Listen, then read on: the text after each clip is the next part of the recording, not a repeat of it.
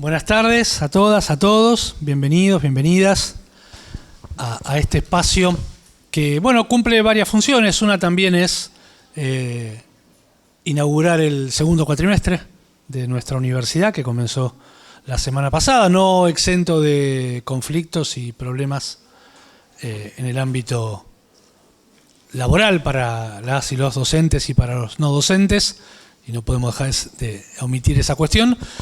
Pero queríamos también desde el Instituto de Ciencias Sociales y Administración, y me presento, mi nombre es Sergio De Pier, me acompaña Mónica Casanovas, vicedirectora del Instituto. Queríamos también darle al inicio del segundo cuatrimestre una charla, y en este caso sin duda de excelencia, con la presencia del doctor Alejo Ramos Padilla, juez federal, quien ahora Mónica lo va a presentar en detalle, y agradecerle su presencia esta tarde acá con nosotros.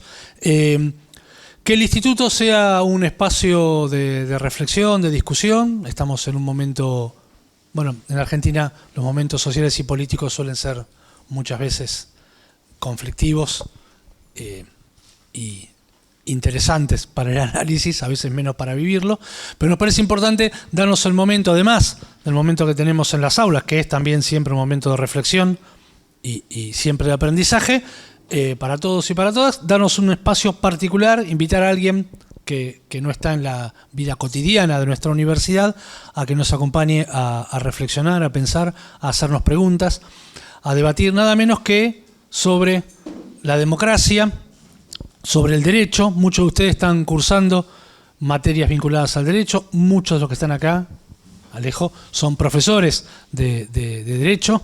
Está Sofía, está Luis, está Beatriz, que además es concejal del municipio de Florencio Varela, está el profesor Daniel Novak, director de la carrera de Economía, perdón si me olvido a un profe más que estaba por acá, estaba Créense, ¿no? También de Derecho, y estudiantes que siguen las carreras de nuestro Instituto de Ciencias Sociales, que son 5, la licenciatura en Administración, en Trabajo Social, en Gestión Ambiental, en Economía o en Relaciones del Trabajo. Entonces, darnos este espacio de una tradición que suele tener las universidades, de una clase inaugural para abrir la discusión del cuatrimestre, y nos parecía muy importante apoyarnos o orientarnos en la cuestión del derecho y muy particularmente reflexionar sobre nuestra democracia, que es madura porque ha cumplido 40 años hace muy poco y es un hecho histórico para la historia de nuestro país, que a nosotros nos ha tocado la suerte de vivir y que a las generaciones anteriores no les tocó, porque la democracia fue sistemáticamente interrumpida. No deja de tener, a pesar de esta hermosa continuidad electoral y también de vida democrática, no deja de tener una serie de conflictos y de debates pendientes, de situaciones que el orden y el sistema democrático debe enfrentar. Así que darles el agradecimiento a ustedes por hacerse presentes acá en esta tarde-noche, y muy especialmente al doctor Ramos Padilla por hacerse un momento, venirse desde su juzgado a compartir algunas reflexiones con nosotros. Mónica.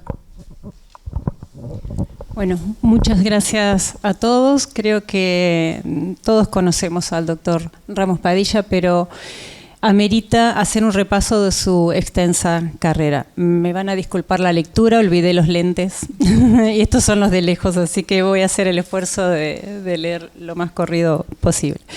Abogado de la UBA, doctor en Derechos Humanos, magíster en Derechos Fundamentales y especialista en Administración de Justicia. Desde el año 2021 ejerce como juez federal de La Plata. Anteriormente fue juez federal de Dolores durante 10 años. En la Universidad de Atlántida dirige la Diplomatura en Derechos Humanos y Crímenes de Lesa Humanidad e integra el Instituto de Derechos Humanos, que dirigió hasta 2023. En la Universidad de Buenos Aires dicta la materia Violaciones masivas a los derechos humanos en Argentina. También ejerce la docencia en la Universidad Nacional de La Plata. Como abogado actuó en representación de víctimas del terrorismo de Estado en numerosos procesos.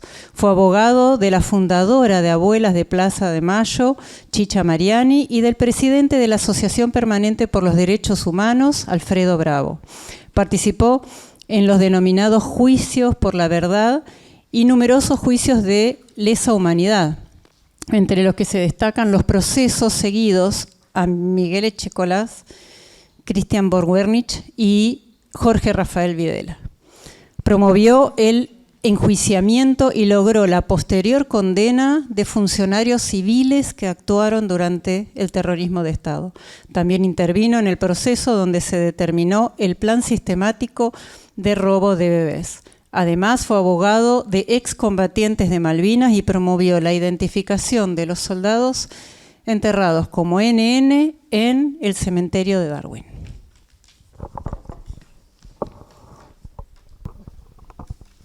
¿Se escucha? Sí. Bueno, para mí es un gusto poder participar de este encuentro que calificaron como la apertura de un nuevo ciclo, un nuevo cuatrimestre, particularmente en la Universidad Arturo Jauretche. Recién yo conversaba con Sergio, ¿sí?, sobre la dificultad de llamarse Arturo Jauretche en estos tiempos, de participar de una universidad que plantea como el nombre que lleva una posición nacional, la necesidad de estudiar lo nuestro, de reivindicar algunas figuras que de algún modo u otro fueron silenciadas por la historia y que el propio Jauretche calificaba como malditos de la historia que él mismo terminó padeciendo durante largas décadas en las que fue olvidado. Y sin que él se autotitule como nacionalista, porque él decía que representaba una posición nacional y democrática, que lleva adelante con las ideas de Forja, pero que en este momento sí están un poco más relegadas a aquellas ideas del nacionalismo democrático que nace en esa década tan compleja de 1930. Así que para mí ya el hecho de poder acompañarlos, y me acompañó, trabaja conmigo en este trabajo que hacemos cotidianamente en el juzgado electoral, de tratar de mantener vigente y transparente el sistema electoral. Como decían, yo me desempeño ahora como juez electoral de la provincia de Buenos Aires, la provincia que tiene 4 de cada 10 electores, donde hay 135 municipios, y donde es necesario un esfuerzo enorme para mantener, ¿sí?, la transparencia y el funcionamiento de un sistema electoral que le da legitimidad a quienes nos van a gobernar y a quienes son elegidos por el voto popular. Y un poco de esto también trata la charla de hoy, que han titulado ¿sí?, implica un enorme desafío: Estado actual de la democracia y rol del Poder Judicial. Tal vez uno tendría que empezar a comenzar con aquellas definiciones de democracia, ¿sí? Pensar que recién señalaba Sergio que cumplimos el año pasado 40 años de democracia. Y que los más jóvenes lo dan como un hecho, ¿sí?, como algo logrado, ¿sí?, como algo inamovible. Pero sin embargo, quienes tienen algunos años más saben de las dificultades que atravesó nuestro país no hace mucho tiempo, cuando se canceló el sistema democrático, y las luchas que hubo que dar para sostener los valores de la Constitución y la democracia. La democracia que nace desde un primer momento, ¿sí?, desde las definiciones de Aristóteles, como un sistema, no el preferido por aquellos filósofos de entonces, sino el sistema preferido era la aristocracia, no la democracia, el gobierno del pueblo o el gobierno de los plebeyos, sino el gobierno preferido por la intelectualidad de entonces era el de aquellos que formaban parte de esa aristocracia. Con el tiempo, Revolución Francesa de por medio, ¿sí?, la Constitución y la Revolución también norteamericana, la Constitución de los Estados Unidos, el movimiento contractualista, empiezan a surgir los sistemas representativos, pero lejos de ser democráticos en el sentido de que representaban a la mayoría del pueblo, eran sistemas que se llevaban adelante para legitimar el ejercicio del poder. Antes, en la época del virreinato, en la época de la monarquía en Europa, no era necesario legitimar el poder porque era derivado del rey y nadie discutía que el heredero del rey era el que debía ejercer el imperium, ¿sí? Luego, cuando nosotros nos independizamos, comienzan los primeros movimientos electorales. Hay una ley electoral de 1921, hay diferentes propuestas para legitimar ese poder que si no se disputaba en los cabildos abiertos, en las discusiones que se llevan adelante en Plaza de Mayo, y para poder afianzar ese poder se genera un sistema electoral y representativo. Representativo del pueblo no, representativo de algunos pocos que tenían determinadas cualidades y condiciones, generalmente económicas, que les permitían votar, no aquellos que eran trabajadores, aquellos que no formaban parte de la oligarquía de aquel momento, de la aristocracia de aquel momento. De hecho, hay una elección en 1820, donde, tal vez me equivoque en una serie de números, pero que hubo 260 candidatos y 223 votos. Ese era el sistema representativo de entonces. Pero poco a poco se fue buscando, a través del sistema electoral, generar la legitimidad de aquel que iba a gobernar, con un hito fundamental que todos deben conocer, que es la Ley Sáenz Peña en 1912, que termina derivando en el primer gobierno de Irigoyen, después el gobierno de Alvear, y el gobierno de Irigoyen de 1928-1930, y ahí nuevamente, pese a que teníamos un voto secreto, obligatorio, no universal, porque no votaban las mujeres, recién votan en 1947, se consagra el voto en 1947, ahí es donde uno puede empezar a generar una relación entre los sistemas democráticos, los sistemas electorales y el Poder Judicial.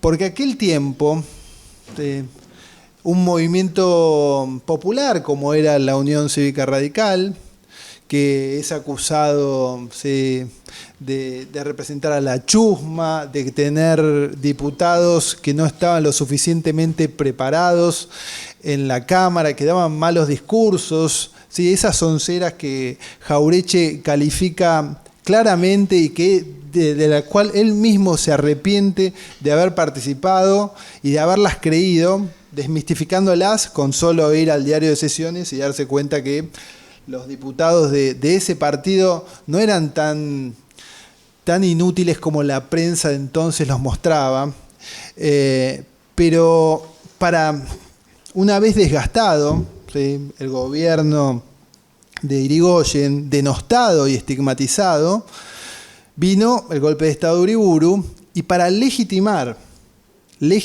nuevamente ese golpe de Estado no se recurrió a las urnas, sino que se recurrió a la Corte Suprema de Justicia de la Nación. Y ahí nuevamente, ¿sí?, ¿cómo fue? Bueno, mandaron una noticia a la Corte Suprema dirigida por Figueroa Alcorta en aquel momento, y se convalidó y se generó la acordada del año 30 que hoy conocemos como la doctrina de la Revolución Triunfante, que dice, palabras más, palabras menos, si alguien manda y es obedecido, esa persona o ese gobierno debe mandar. Algo que no está previsto en ningún lado de la Constitución. Y a lo largo de los años, cada vez que fue necesario remover a un gobierno popular, a un gobierno elegido por el voto secreto, obligatorio, en algún caso de los hombres, en otro caso ya de los hombres y de las mujeres, se recurrió a esa doctrina, a la doctrina de la Revolución Triunfante, con esta idea de que el Poder Judicial es quien le daba la legitimidad a los gobiernos de facto, pero al mismo tiempo cumplía aquella importante función que le había asignado la doctrina de Marbury versus Madison, de control de constitucionalidad. Otra de las cosas que nosotros importamos, nuestro derecho, nuestro sistema judicial, nuestro derecho penal, sí, sigue fundamentalmente los lineamientos de la doctrina alemana. Nuestro derecho privado comienza con lineamientos de la doctrina francesa. Nuestro derecho constitucional y nuestra organización sigue fundamentalmente las enseñanzas de los Estados Unidos y lo que se conoce como control de constitucionalidad. Un famoso fallo, ¿sí? Recién lo dije, Madison versus Marbury, un juez, Marshall, que empieza y le señala al resto de la sociedad, en los comienzos de la democracia de los Estados Unidos, que era necesario ponerle ciertos límites al Parlamento y era necesario generar un poder contramayoritario. No vaya a ser cosa que las mayorías abusen de los derechos de las minorías. Y con esto, ¿sí?, cada uno de los jueces se fueron percibiendo, con el transcurso del tiempo, ese control de constitucionalidad, como funcionarios que actuaban de manera o con esta función de poder contramayoritario. Claro, esto les permitió en algún momento decir que había mecanismos distintos al de la Constitución para acceder al poder, en 1930. En 1957 fueron mucho más allá y dijeron que había mecanismos distintos a los previstos en la Constitución para dictar las leyes, y se generó lo que se conoce como doctrina de las leyes de facto, es decir, leyes. En la última dictadura era la CAL, la Comisión Asesora Legislativa, que no dicta el Congreso, sino que dictan un grupo de iluminados que le llevan al dictador el decreto ley, así se conoce, y todavía hay algunos que están en vigencia. Y de este modo, el Poder Judicial fue convalidando no solamente golpes de Estado, no solamente leyes dictadas por iluminados que habían llegado al poder, iluminados lo digo en sentido obviamente irónico, que habían llegado al poder por un mecanismo distinto al de las urnas, sino también enormes atropellos al sistema democrático. Durante el 30, la década infame, ¿sí?, y el fraude patriótico, ¿sí?, con estas ideas, ¿sí?, que somos tan ocurrentes al momento de catalogar o, ¿sí?, mencionar una época, un fraude patriótico, es decir, nos evitamos el sistema representativo, el voto secreto, y durante años y décadas somos capaces de sostener el fraude al sistema representativo, al sistema democrático, por supuestos intereses de la patria que defendían Uriburu y un nacionalismo autoritario que se ve reflejado claramente durante esos años. Después vienen tiempos incluso más complejos de democracias o semidemocracias, donde había el principal partido popular, sí, estaba proscripto. Y nuevamente, ¿sí?, la justicia avalando, ¿sí?, que a las elecciones concurrieran solamente determinados candidatos, determinados partidos políticos y otros que habían sido, en un primer momento, en 1928, ¿sí?, el gobierno de Irigoyen, catalogados como la chusma, el peludismo, ¿sí?, y en otro momento los cabecitas negras, el populismo y demás, que esos no participaran de las elecciones.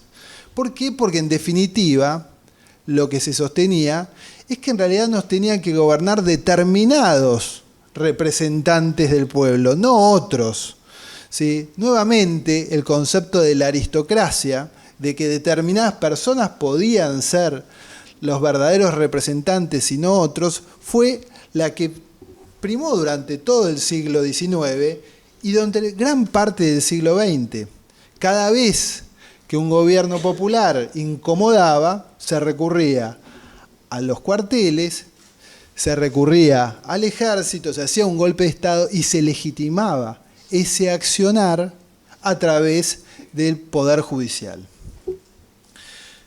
Bueno, desde luego que el 76 fue el momento más complejo, ¿sí? Donde esto es algo que desde luego que es conocido, donde bueno, hubo toda una política concentracionaria, existieron vuelos de la muerte, secuestros de niños, la tortura del mecanismo de investigación, y todas esas tropelías y violaciones a los derechos humanos se cometieron en la más absoluta clandestinidad.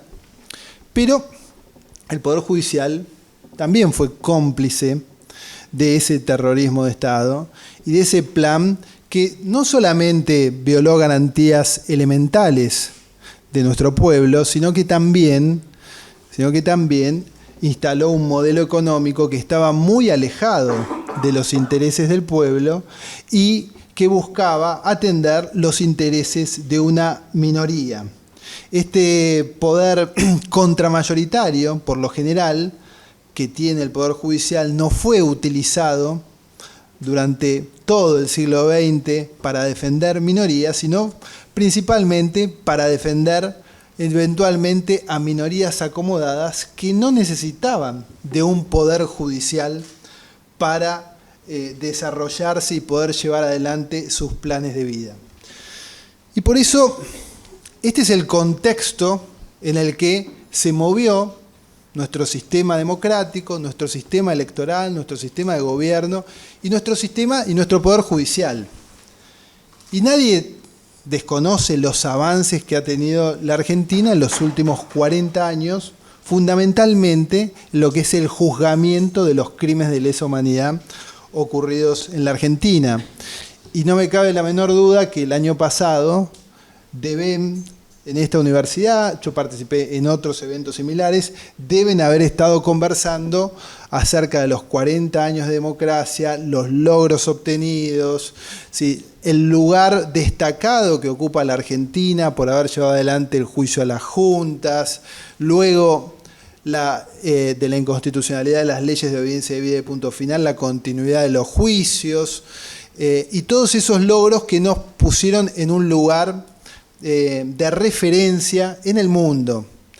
Pero lo cierto es que más allá de eso también existen doctrinas y agrupaciones de juristas y un poder judicial que por lo general ha estado más atento a escuchar los intereses de los grupos minoritarios y acomodados que de escuchar los problemas y dificultades que tiene la sociedad. Y en definitiva, es el Poder Judicial, al igual que el resto de los poderes del Estado y el sistema democrático. Hay una definición, ¿sí?, que todos conocemos, que es la de Abraham Lincoln, que dice que la democracia es el gobierno del pueblo, para el pueblo y por el pueblo, pero que con el transcurso del tiempo, ¿sí?, con el transcurso del capitalismo de por medio, eventualmente se está transformando con el poder que tienen las corporaciones, el poder económico que tienen algunas empresas cuyo producido es mucho mayor en algunos casos que el Producto Bruto Interno de cada uno de los países. Hay farmacéuticas, hay empresas de tecnología y demás que tienen mucho más poder económico que varios de los países, de que hablar de Latinoamérica, y se está transformando en una plutocracia, un poder ejercido por los ricos, para los ricos y de los ricos. ¿Y cuándo ocurre eso? Ocurre cuando en algunos casos se proscriben a ciertos candidatos, por eso hay que ser muy cuidadoso, se desconoce el resultado de las elecciones, como también puede estar ocurriendo en algunos lugares, y al mismo tiempo se desprecia el valor de la democracia. Se desprecia el valor de la democracia. ¿Por qué? ¿Será porque en la Argentina habrán pasado 40 años y ya estábamos convencidos de que el nunca más era una consigna inamovible por la cual no debíamos esforzarnos y defenderla día a día para que esos hechos no ocurran nuevamente? ¿Será porque la democracia, como se planteó en 1983, venía al mismo tiempo de terminar con las violaciones a los derechos humanos con una expectativa de progreso y de crecimiento que a lo largo de 40 años no logró satisfacer? ¿Será porque no tenemos la capacidad de discutir día a día y plantearnos acerca de lo importante que es defender los valores de la democracia, del constitucionalismo clásico, que eran los derechos civiles y políticos, y del constitucionalismo social, que, entre otras cosas, garantiza el funcionamiento de las universidades públicas? ¿Será que los grandes desafíos que tiene la democracia es enfrentar, por un lado, la miseria y la desigualdad, o los diferentes nombres que le querramos poner, y al mismo tiempo este enorme grado de desinformación o la falta de educación que estamos teniendo nosotros como ciudadanos? ¿Será que nos está faltando, por un lado, generar un espacio de igualdad y por otro lado, generar una construcción ciudadana tanto de dirigentes como de dirigidos, tanto de quienes van a ser los representantes como de los representados, porque ese diálogo puede ser que se quiebre? Si nosotros no exigimos, si nosotros no persuadimos, si nosotros no nos educamos en ciudadanía, quienes están conduciendo y conducen los destinos de la patria, tal vez les interesa poco cuáles son nuestras necesidades. Y la agenda no la marcamos nosotros como sociedad, sino que la marca eventualmente un canal de televisión o alguna transnacional o algún interés foráneo, y no son los intereses propios de nuestro pueblo. Entonces, como ciudadanos, ¿sí?, tenemos que capacitarnos en ciudadanía y dar los debates e implementar los debates que hacen a nuestro progreso y a nuestro interés y al interés de nuestra sociedad en su conjunto. Y los dirigentes también. Los dirigentes también tienen el desafío de persuadir y ser persuadidos. Y me parece que ahí hay un enorme grado de desconexión. Es tan grande el grado de estigmatización que está teniendo la política hoy en día, que se ha generado una desconexión entre los políticos y la ciudadanía. Ciudadanos los cuales los está primando y los está llevando el individualismo, donde lo que se pregona, ¿sí?, en cada uno de los ámbitos es el sálvese quien pueda, y una estigmatización que no es muy distinta a la que sufrieron los movimientos populares, ¿sí?, del radicalismo, del peronismo, donde los hablaban de populismo, de demagogia, de la chusma, de la falta de nivel, y por supuesto que todos esos casos de corrupción, de falta de compromiso ético hay que sancionarlos, pero lo que no hay que romper es el sistema de representación democrático que tenemos. Porque hace muchos años hay muchos sectores que no ven a la democracia como el mejor sistema de representación. Churchill decía que era el mejor sistema de representación, y yo no soy un devoto, ¿sí?, de las frases de Churchill. Pero lo cierto es que incluso las encuestas de Latinobarómetro que hacen en todo el continente dicen que, y esto se incrementó después de la pandemia, que hay una gran insatisfacción democrática.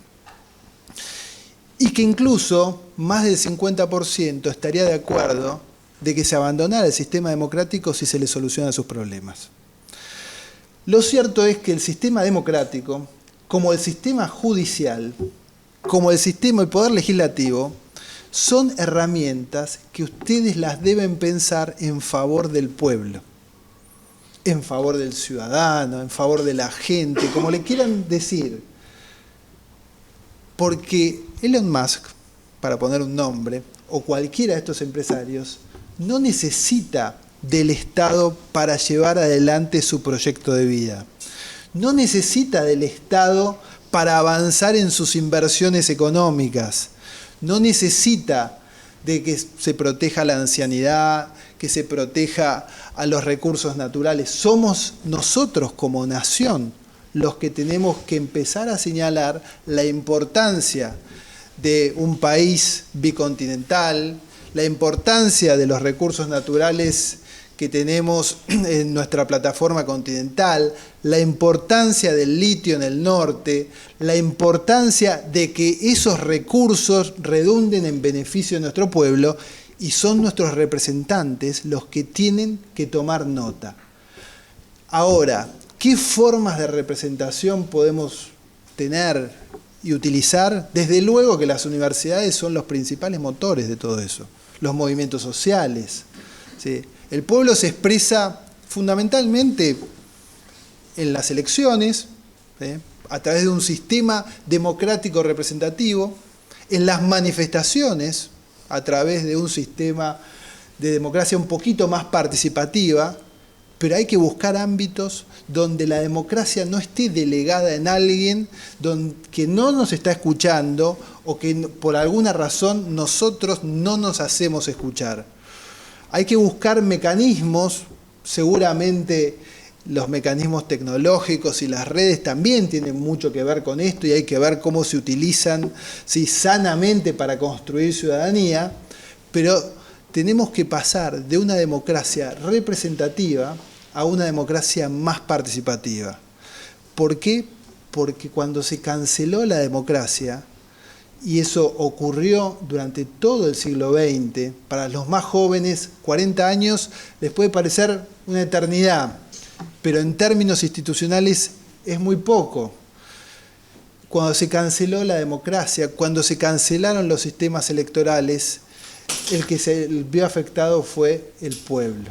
Fueron los sectores, ¿sí?, más necesitados de ese Estado, que por alguna razón, ¿sí?, y con buenos argumentos en algún momento, ¿sí?, fue limitado en el ejercicio del poder. Durante el siglo XX se había transformado el Estado como el Leviatán, porque habíamos tenido algunos antecedentes, ¿sí?, como el nazismo, como el fascismo, bueno, las dictaduras de Latinoamérica. Podríamos seguir con esos ejemplos, pero lo cierto es que eso no autoriza a que desaparezca la función social que debe cumplir el Estado. No autoriza a que nos desconectemos nosotros como ciudadanos, como estudiantes, como docentes de universidades públicas, de los problemas de nuestros compañeros, de nuestros estudiantes, de nuestros colegas, porque cuando eso ocurre, ¿sí?, se genera esta desconexión entre la política, el Estado y quienes nos gobiernan.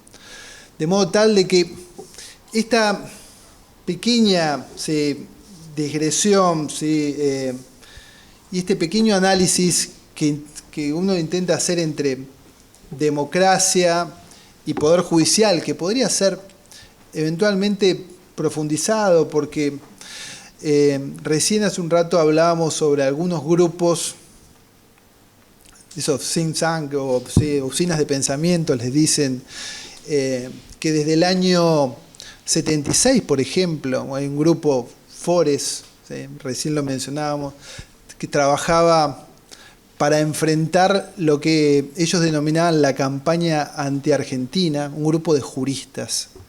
La campaña anti-argentina eran las denuncias acerca de los desaparecidos, que funcionó y sigue funcionando, y trae modelos y propuestas de modernización del Poder Judicial, la oralidad y demás, pero al mismo tiempo, ¿sí?, denosta o olvida esto que es lo más fundamental, tratar también de democratizar el poder judicial. Estamos en un momento donde la agenda no la estamos planteando nosotros. Entonces, cada uno de los ámbitos en los cuales no llevemos adelante las discusiones y planteemos los problemas que verificamos, ya sea en el Poder Judicial, el Poder Legislativo, en las universidades, son espacios que van a ser ocupados por otros, porque hay otros que creen que hay que imponer una agenda distinta que no es la agenda de nuestro pueblo. Y me parece que Jauretche entendía mucho de eso, que ustedes como estudiantes de la Universidad Arturo Jauretche saben que a él no le tocó vivir en un tiempo sencillo, que nace, forja precisamente en esa década infame, que hay historias donde se lo ve, se cuenta que Jauretche y Scalabrino Ortiz se subían arriba de un tachito y empezaban a contar, ¿sí?, que había un imperialismo que no era el imperialismo norteamericano, sino el inglés, que se estaban llevando nuestros recursos, que era necesario y que funcionaron como una bisagra entre dos movimientos populares en un tiempo donde el nacionalismo democrático estaba en franca minoría. Así que ustedes, como herederos de ese pensamiento, ¿sí?, tienen que reproducir en sus ámbitos cada una de estas discusiones y exigirles a los representantes, y eventualmente, si ustedes son representantes, esta necesidad de capacitarse en ciudadanía, en la historia argentina, y persuadir y permitir ser persuadido por aquellos que están más necesitados de que se instalen en la agenda pública los debates pendientes de nuestra sociedad. No sé si querés que vos decís alguna pregunta.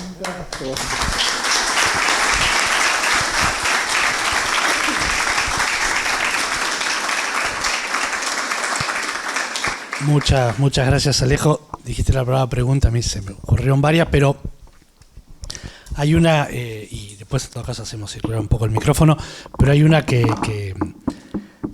tiene que ver con hablaste de la conexión entre los intereses de la sociedad, de los grupos sociales, las demandas que existen en la sociedad, de los otros poderes que también habitan en la sociedad y las representaciones, los que tienen.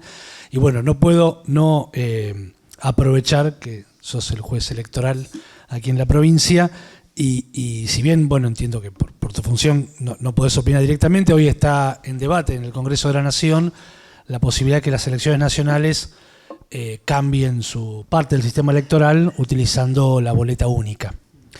Bueno, también no podías hablar la boleta única, para los que no conocen tanto, es nosotros votamos en una boleta bloqueada, se llama, ¿no? La lista sábana, como se la suele denominar, donde están todas las categorías y uno elige la categoría completa en parte por partido. La boleta única es una boleta donde están todos los partidos y uno marca con una cruz qué partido quiere elegir. Hay variantes porque tiene que ver si están todas las categorías separadas, pero la idea es que están todas las posibilidades dentro de la misma boleta.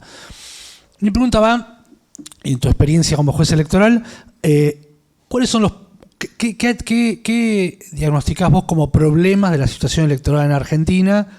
Y si en todo caso te parece que la boleta única va en dirección de acompañar esos problemas, o puede no dar la segunda parte de la pregunta, pero sí la primera. Como vos como juez electoral, ¿qué es lo que ves como temas que tenemos que mejorar?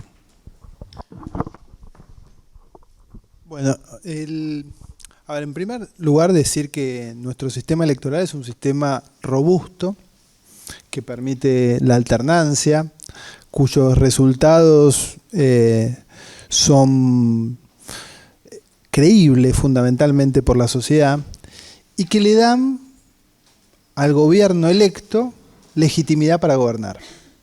Algo fundamental en tono a lo que yo acabo de señalar. Imagínense, ¿sí?, los primeros gobiernos patrios tratando de buscar legitimidad a través de distintos sistemas electorales y después buscando la legitimidad de manera oblicua por acordadas de la Corte. Nuestro sistema electoral es en ese sentido potente y no debería, ¿sí?, generarse un sistema que ponga en riesgo lo obtenido y la importancia de que los resultados sean reconocidos por todas las fuerzas políticas. Digo esto porque vemos a Donald Trump, a Bolsonaro, ¿sí?, y en Venezuela podemos poner varios ejemplos donde se desconoce el resultado de las elecciones. Nuestro sistema electoral de estos 40 años permitió la alternancia, permitió la ratificación de este pacto y compromiso político democrático. Particularmente uno no puede estar en contra o a favor de un instrumento, ¿sí?, de la boleta única. Parecería ser, ¿sí?, que votar del mismo modo que votábamos en 1916 puede ser que tengamos que someterlo a debate y análisis, porque puede haber sistemas que sean mejores, que permiten interpretar mejor al electorado, que permitan que se exprese de mejor manera, ¿sí? Pero en ese contexto, lo que no puede estar guiada la reforma electoral es con fines políticos electorales para la próxima elección. ¿Qué son las dificultades que tienen las reformas electorales? La boleta única, desde luego, solucionaría algunos problemas siempre y cuando el debate en la Cámara de Senadores sea un debate sincero que contemple las distintas realidades que suceden en las otras provincias, pues no deja de ser un sistema federal donde multinivel, donde se tiene que compatibilizar una elección nacional con una elección provincial, con una elección donde en las PASO de la provincia de Buenos Aires se presentan alrededor de 40.000 candidatos. Entonces, 135 distritos. No podría eventualmente, como ocurrió en la capital federal el año pasado, coexistir dos sistemas, un sistema de boleta única y un sistema de boleta partidaria. ¿Por qué? Porque si ocurre eso es porque lo que se está viendo es que los intereses electorales superan los intereses del propio elector a quien quieren representar. La idea es facilitar la expresión democrática, la idea es facilitar el voto, no complicarlo como ocurrió el año pasado con el voto electrónico y la boleta partidaria en la capital federal. Por eso el debate tiene que ser franco, el debate tiene que ser abierto, hay cuestiones que tienen que ver también con logística, si una cosa es... Si hay 40.000 urnas en la capital federal, 40.000 o 80.000 urnas, ¿cuántas veces se van a convocar a elecciones? ¿Va a ser 2 o 4 elecciones? Me parece que ese debate se tiene que dar.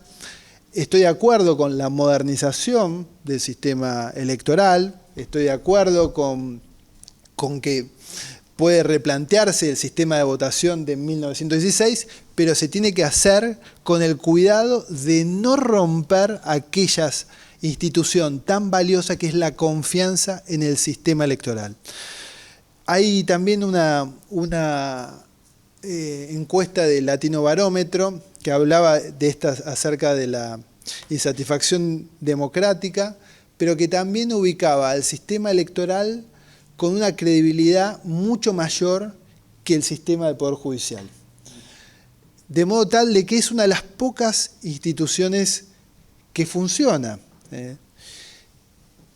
Y los cambios que se vayan a hacer tienen que ser producto de un consenso y no de un oportunismo político. Y tiene que ser fundamentalmente para otorgarle mayores herramientas al ciudadano y no para complicarle la vida al elector. No es muy habitual escuchar a un juez decir o hablar de la complicidad de la justicia en los años nefastos, ¿no?, de los gobiernos de facto. Me trajo a la memoria cuando usted mencionó el gobierno de Irigoyen en 1920, en 1922, dos episodios sobresalientes en nuestra historia laboral que tiene que ver con los peones de la Patagonia y con los peones de la forestal, ¿no? Las consecuencias nefastas que trajo la intervención o la connivencia de la política y la justicia y el ejército en la represión de trabajadores. Y entonces para redondear la pregunta, más que pregunta, una opinión suya por la experiencia en el juzgado electoral y anteriormente como juez. Los jueces que integran la Corte, salvo honrosas excepciones, siempre son cuestionados. Bueno, ahora tenemos en el tapete la elección pendiente de un juez también muy cuestionado. Y mi pregunta apunta, si usted no cree que eso se podría resolver, la elección o la remoción de los jueces, por medio de un colegio electoral que surja de las propias elecciones, ¿no? Sí. Cuando mis colegas escuchen que esto que voy a decir, seguramente van a estar absolutamente en desacuerdo. Pero lo cierto es que hay que buscar mecanismos para democratizar el poder judicial. Y hubo una propuesta, no sé si la estrategia política fue correcta o no, pero creo que en el año 2013, donde lo que se proponía era la elección de los consejeros de la magistratura por el voto popular. Mucho menos que lo que ocurre en Bolivia o la propuesta que está circulando ahora en México de elecciones más directas por parte de los jueces. Pero, ¿qué ocurrió ahí? ¿Qué fue lo que funcionó, lo que impidió que los representantes, el proyecto lo que decía era los representantes de los jueces, no los jueces, van a ser elegidos por el voto popular? Y las corporaciones, la corporación de la cual yo formo parte, por el hecho de ser juez, ¿sí?, fue la que impugnó esa decisión. Y uno reconoce a esta altura que, desde luego, no podemos negar la existencia de corporaciones, no, porque es un hecho. Pero los intereses de las corporaciones nunca pueden estar por encima de los intereses del pueblo. Hay una frase que circuló el otro día, sí, pero que es muy de ese tiempo y circuló en la audiencia el otro día, sí, consejeros representantes de los jueces.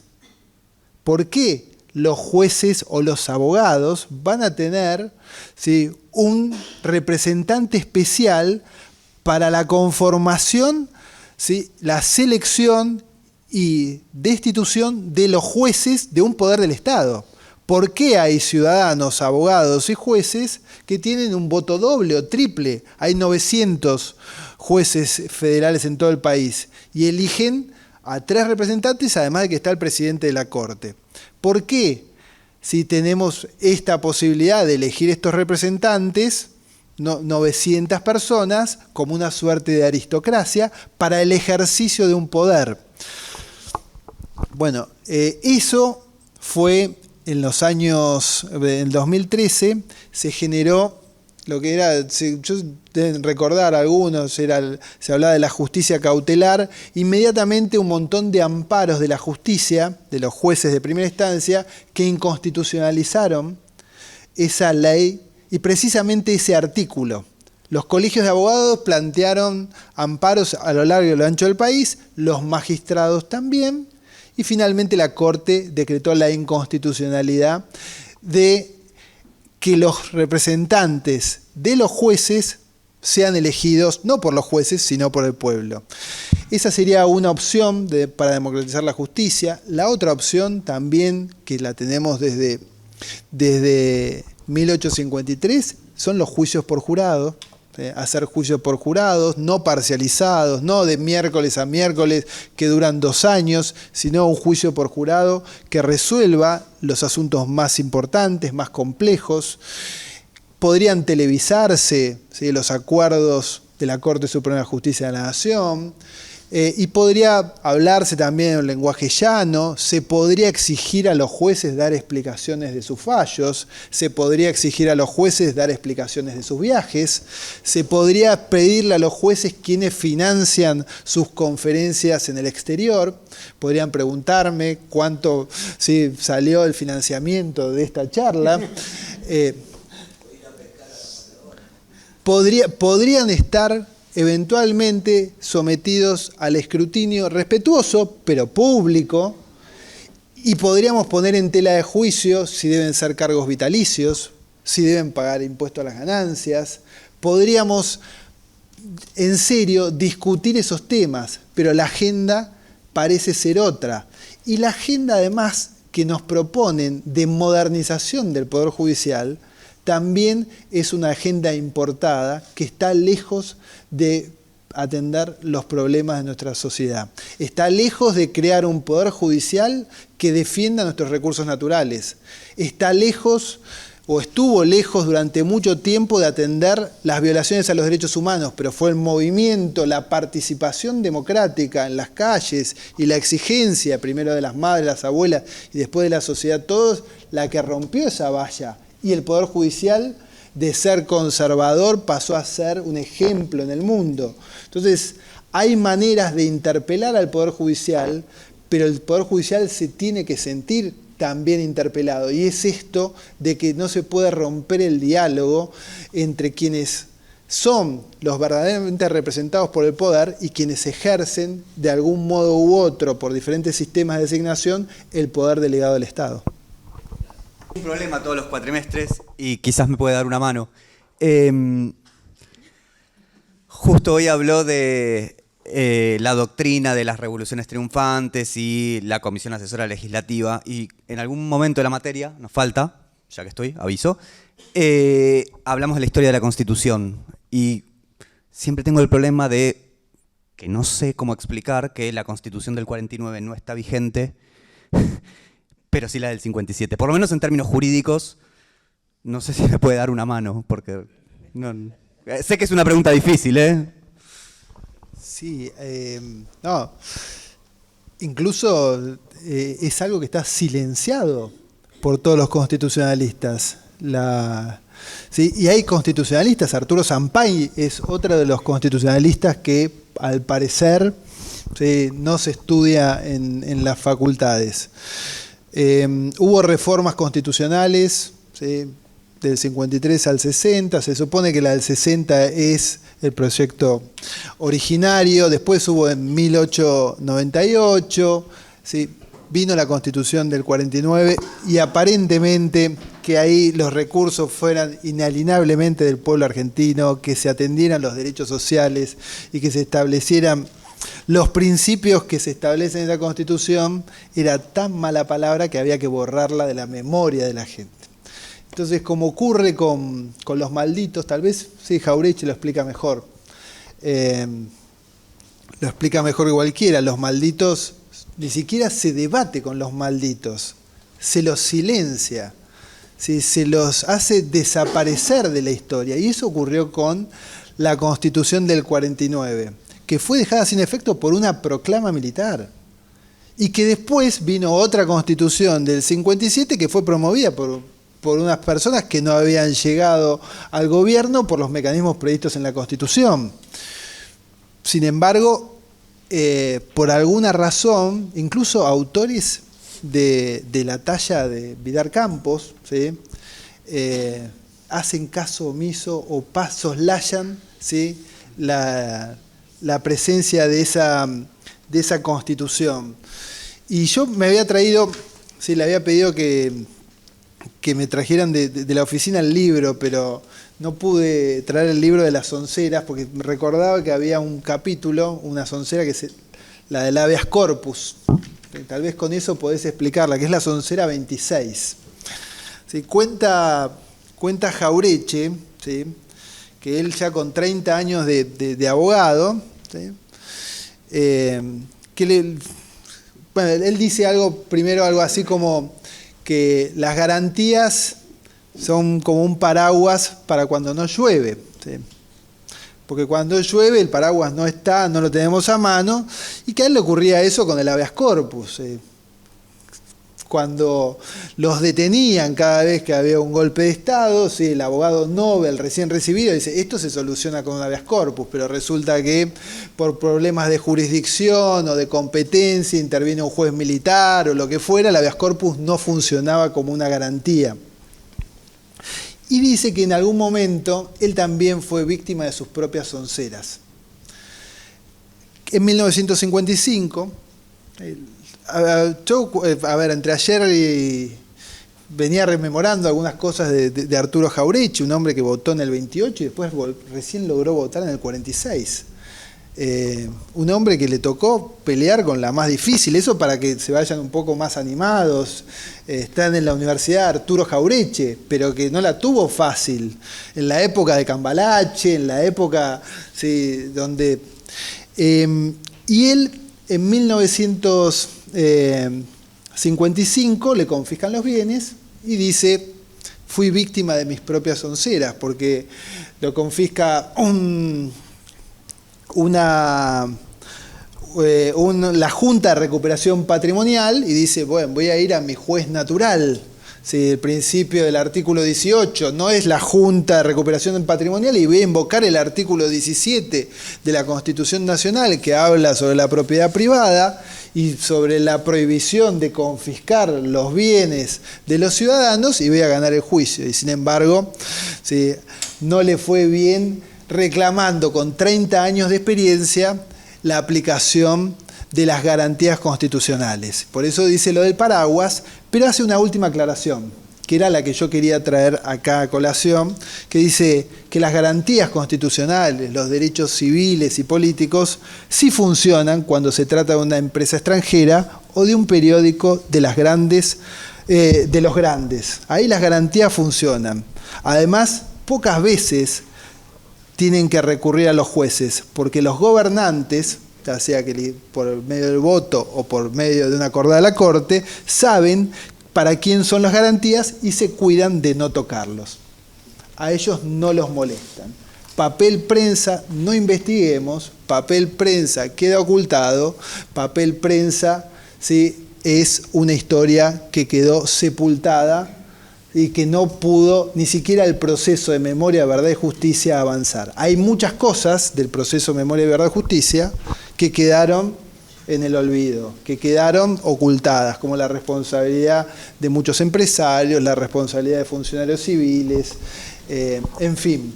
Pero me parece que la soncera número 26, y creo que la 27 también, te sirven para explicarles por qué algunas cosas pasan desapercibidas en la historia. Muchas gracias.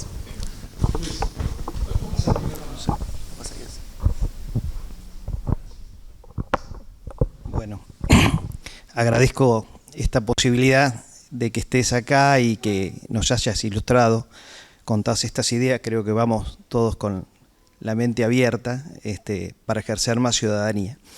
A mí hay un tema que me preocupa desde hace tiempo y siempre uno le da vuelta en la cabeza. Y vos hiciste muy bien un análisis del Poder Judicial, una configuración desde el 30 en adelante, digamos, y todas esas vicisitudes que ha justificado los golpes de Estado, todas las teorías. Y también hablaste que nosotros seguimos dentro del derecho constitucional a la doctrina norteamericana. Y trajiste a colación ese famoso fallo, Marbury versus Madison, que legitima que los jueces tengan en sus manos, ¿no?, ese poder de control de la constitucionalidad. Poder que lo ejercen muy bien, también en detrimento de aquellos que necesitan ser muchas veces defendidos. Y cuando muchas veces ha intentado democratizar a la justicia, como bien se habló acá, también con la declaración de inconstitucionalidad nos ponen un freno. Yo creo que los jueces tienen un poder enorme con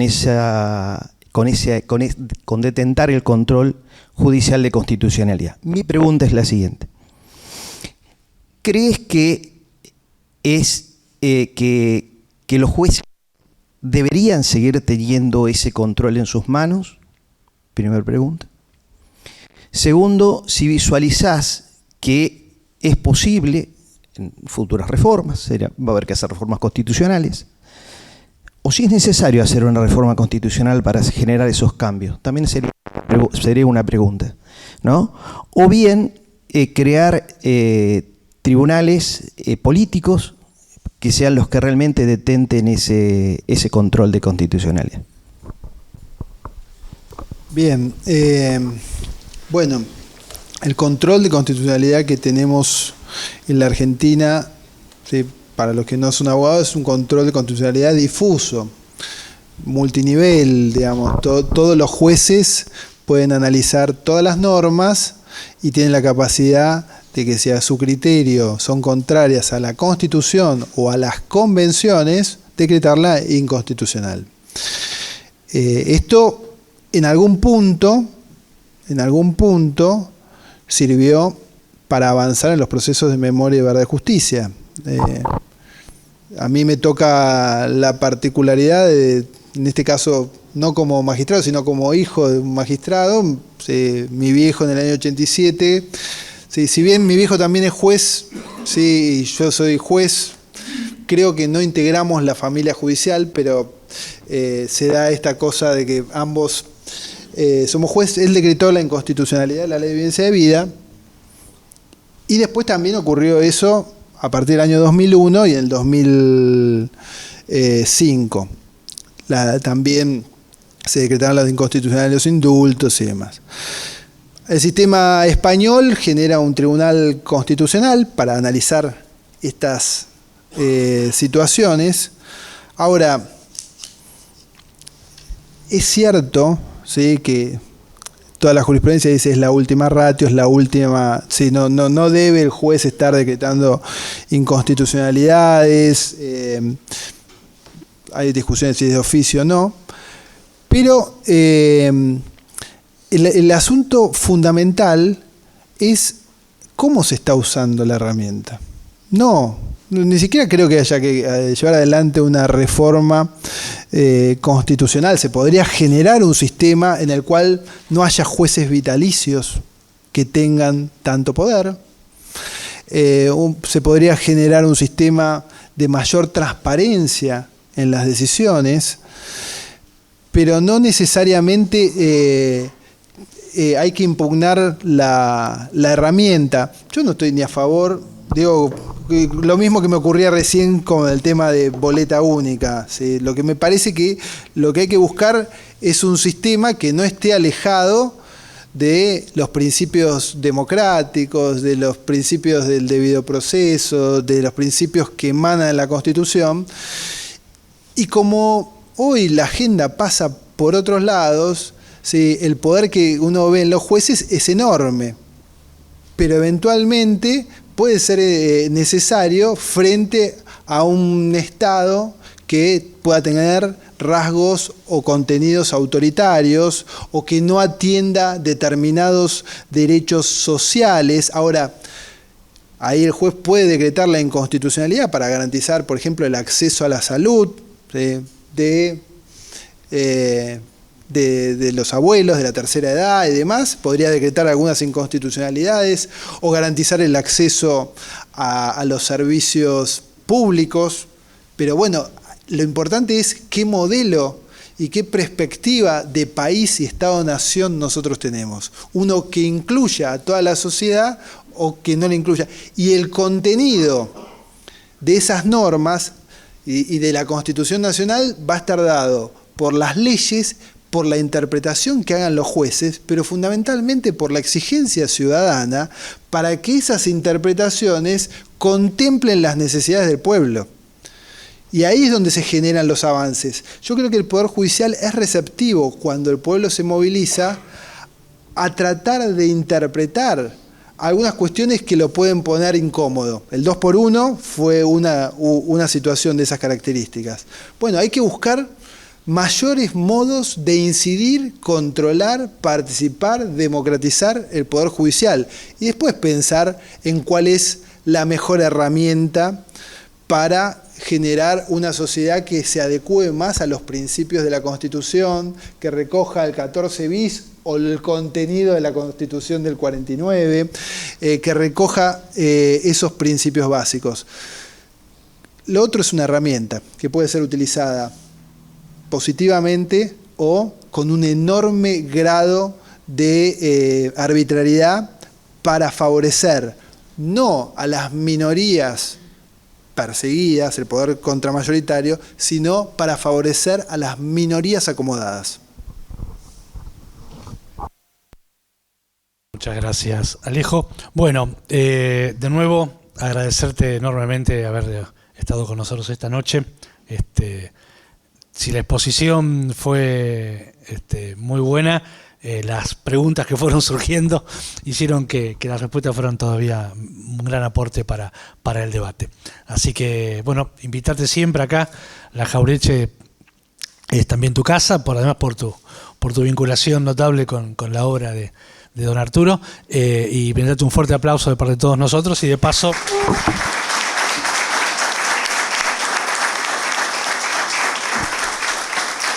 dejarte este libro que compiló Ernesto Salas, que es el director del Centro de Estudios de nuestra universidad, sobre la obra de Jauretche. Hay un texto inédito de Jauretche y obras de distintos profesores de nuestra casa. De nuevo, gracias a todos ustedes por sacarse hoy. Buenas noches.